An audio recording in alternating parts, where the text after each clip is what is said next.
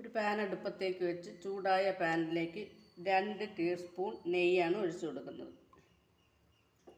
നെയ്യ് ഇഷ്ടമുള്ളവർക്ക് കുറച്ച് കൂടുതൽ ഒഴിക്കണമെങ്കിൽ ഒഴിക്കാം. ഇതിലേക്ക് ഇനി ബർമസല്ലി ഇട്ട് 1 കപ്പ് ബർമസല്ലി, 1 കപ്പ് മൊത്തം ഫുള്ളായിട്ട് എടുത്തിട്ടില്ല. കാര്യം എന്ന് പറഞ്ഞാൽ 200 ഗ്രാമോളം ബർമസല്ലിയാണ് വേണ്ടത്. 1 കപ്പ് ഫുള്ളാകുമ്പോൾ 250 ഗ്രാം ആവും.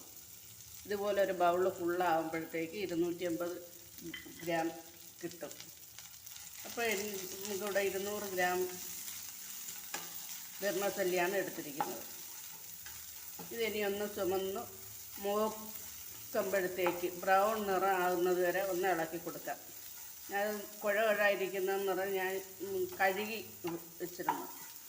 കുറച്ച് നേരത്തെ കഴുകി ഊറ്റി വെച്ചിരുന്ന ഇതുപോലെ ഇതിഞ്ഞ് വിട്ട് വരും. ഇങ്ങനെ കട്ട പിടിച്ചൊന്നും ഇരിക്കില്ല. നമ്മൾ വറുത്തെടുക്കുമ്പോഴത്തേക്ക്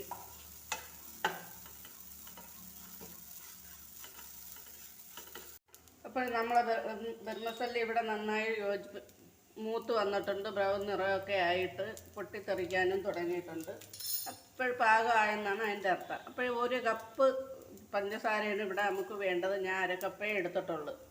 കുറച്ച് പഞ്ചസാരയെ ഞാൻ എടുത്തിട്ടുള്ളൂ. അതായത് എടുക്കേണ്ട പഞ്ചസാരയുടെ പകുതിയെ ഞാൻ എടുത്തിട്ടുള്ളൂ. അപ്പോൾ നിങ്ങൾക്ക് മധുരത്തിന് ആവശ്യമായ പഞ്ചസാര ഏകദേശം 1 കപ്പ് എടുത്ത ബർമസല്ലി എടുത്ത കപ്പിന് 1 കപ്പ് വരെ എടുക്കാം. ആ ബർമസല്ലിയുടെ അളവ് അപ്പോൾ മധുരത്തിൻ്റെ കണക്കനുസരിച്ചിരിക്കും.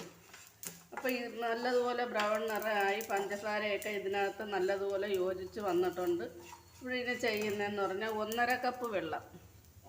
ഈ 1/2 കപ്പ് വെള്ളം എന്ന് പറയുമ്പോഴത്തേക്ക് നമ്മൾ ഇത് എടുത്ത ചൂട് വെള്ളം, വെറും വെള്ളമല്ല, തിളച്ച വെള്ളം തന്നെ ഒഴിച്ചു കൊടുക്കണം.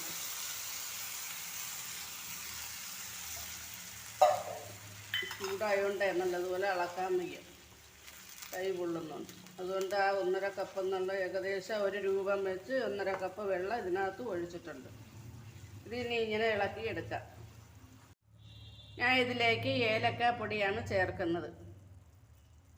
ഏലക്കാപ്പൊടിയും ചേർത്ത് നന്നായി ഒന്ന് ഇളക്കിയതിന് ശേഷം നമുക്കൊന്ന് അടച്ച് വേവിക്കാം. അടപ്പ് മാറ്റി നോക്കാം. ഇപ്പോൾ നമ്മൾ ബർമസല്ലി ഇവിടെ വെന്ത് കിടപ്പുണ്ട്. ഇത് ഒന്നുകൂടെ ഒന്ന് ഇളക്കി നമുക്ക് പാത്രത്തിലേക്ക് മാറ്റാം. ഇങ്ങനെ തയ്യാറാക്കിയതിന് ശേഷം നമുക്കിതിലേക്ക് അണ്ടിപ്പരിപ്പില്ല, ബദാമും ഈന്തപ്പഴവും ഉണക്കമുന്തിരിയും വിതറാം.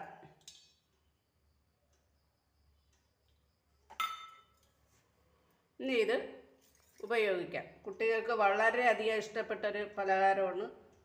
ഉണ്ടാക്കാനൊക്കെ വളരെ ഈസിയാണ്, നല്ല ഇതാണ്. എല്ലാവരും ഉണ്ടാക്കി നോക്കണം. ഓണമൊക്കെ അടുപ്പിച്ച് വെറൈറ്റി ആയിട്ട് പുതുമയുള്ളതും ആയ ആഹാരങ്ങൾ തയ്യാറാക്കി കൊടുക്കണം. പലഹാരങ്ങൾ, മധുര പലഹാരം. ഇതൊരു മധുര പലഹാരമാണ്.